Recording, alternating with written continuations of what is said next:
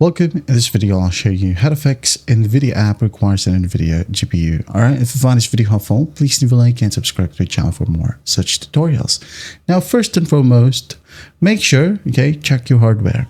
Maybe your GPU isn't seated correctly or it's not inserted correctly to the motherboard, Go ahead and double check.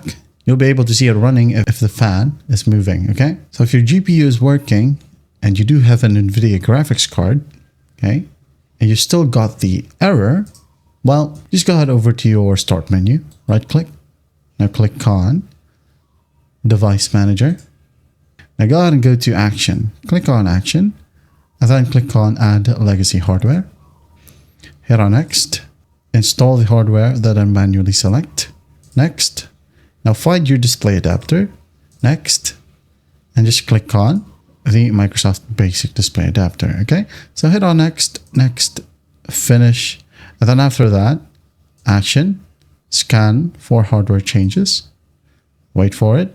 Now here we have Display Adapters and NVIDIA, So right click on NVIDIA, click on Update Driver, browse my computer, let me pick right here, and then select the latest version for your NVIDIA graphics card, Selected, make sure that it is highlighted and hit on Next. Wait for it to load. And once that's done, you should be good to go. Alright, now you can go ahead and open up NVIDIA app. And everything should work perfectly fine now. Now if that still won't work, well, lastly here, you can go ahead over to your start menu, right click and click on Installed Apps. And find the NVIDIA app right here. So just click on three dots, hit on Uninstall, and download it from NVIDIA once more, Right here from your favorite browser. That's basically it.